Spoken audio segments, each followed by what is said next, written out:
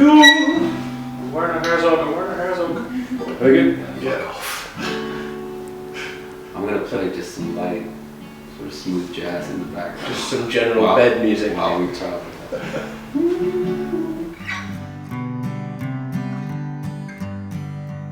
No, but see, in pop music, like a Katy Perry record, more thought goes into that record than anything I could ever do. You know what I'm saying? This idea that, but I don't know. Yeah, it's an ongoing conversation. There is no, you could say, well, I only listen to Velvet Underground and I'm like an authentic artist and I don't do any of that commercial crap, like that's, if someone stood here and said those words to me, they'd be just as full as crap as like somebody who wanted to be the next Britney Spears, you know what I'm saying? Like there's no what songs they used to get there. It's just like that. Yeah, what is the sort of truth of it? There is no absolute truth there. It's all very slippery. So. That Nick Drake tape you love.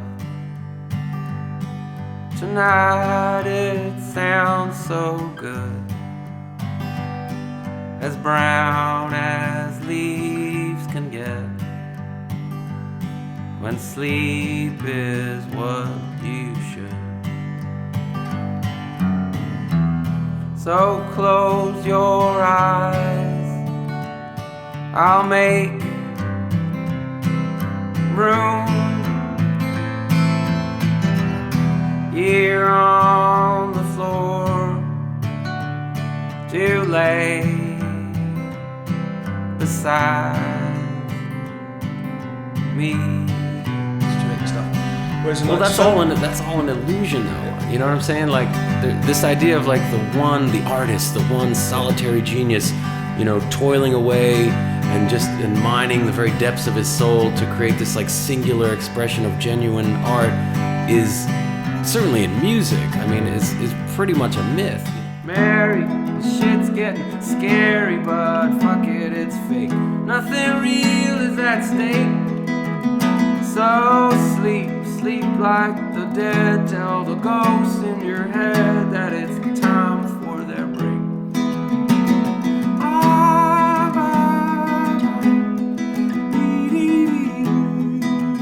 But Clem Snide was kind of doomed from the start. I mean, even at the very beginning when we were just kind of getting into the, you have an opportunity. Like if you're fortunate enough as a band, you have a moment, you have this opportunity, and that's really it's more the way you seize the opportunity than getting the opportunity itself. I think people kind of overlook that. They think, oh, we got signed, we did it. It's like, no, you get signed, and some company will put a bunch of money behind you, and they usually give you about maybe one other chance with one other record, maybe two, whatever. Couple years. If in that time you do not make a profit for these people, they're not going to want to work with you anymore. They'll just move on to someone else.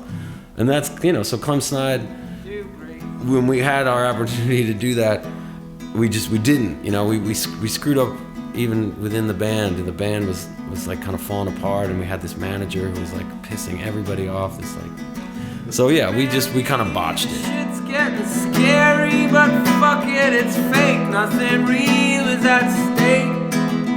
So sleep like the dead. Tell the ghosts in your head that it's time for their break.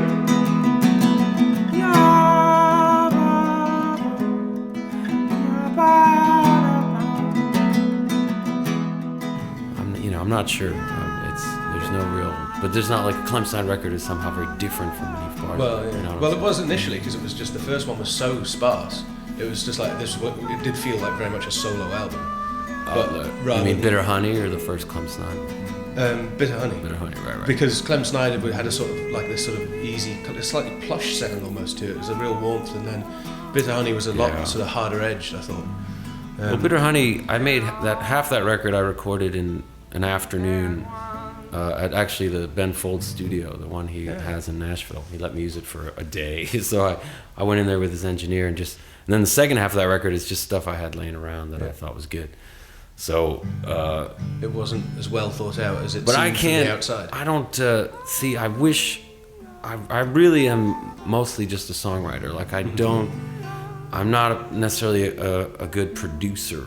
You know, it's hard to hear yourself in that way, and you need like some fresh ears to kind of hear you and help you shape it more in the studio. In the service of our imperfected souls, we get so cold like spring broke girls out underdressed and after dark.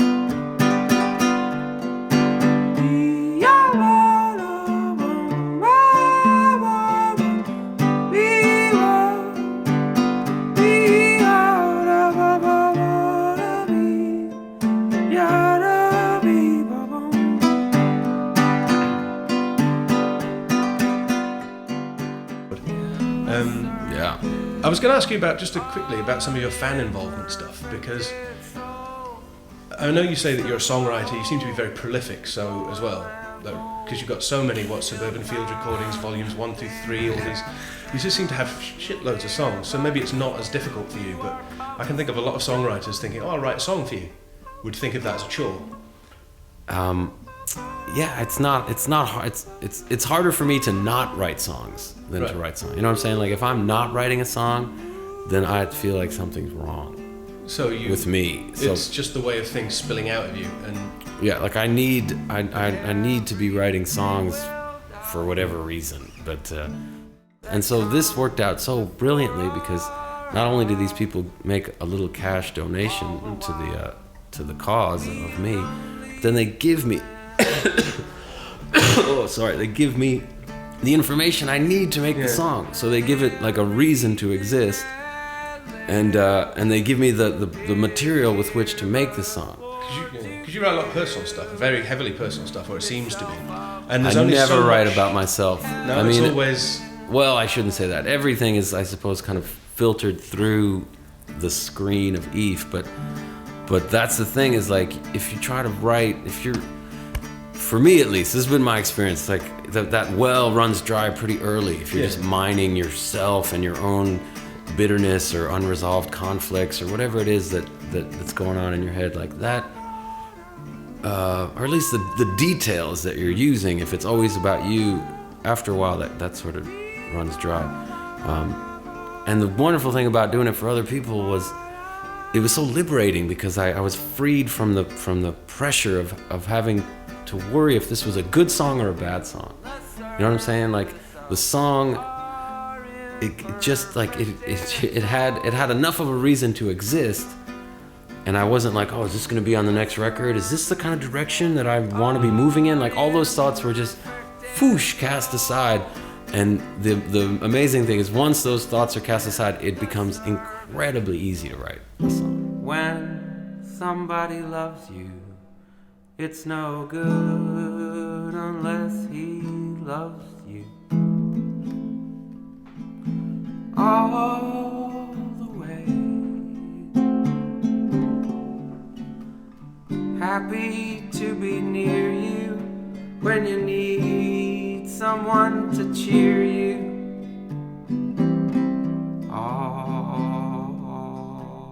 The indie music was supposed to sound like shit, and now it's supposed to be crude and raw, you know, and made by some dudes in a basement on a 4-track. But now it's like everything is so sophisticated and perfectly recorded and complex and melodically. I mean, it's like the music in some way it's gotten much better, you know, just on a real surface level.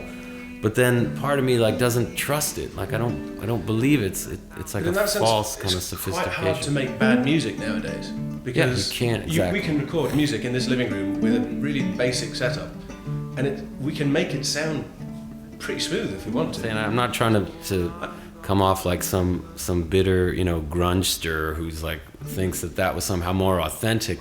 That's not necessarily the point I'm trying to make. I just feel like there's so much music today and it all sounds so good that it almost cancels itself out. You know what I'm saying? Like that's kind of how I feel when I hear new music.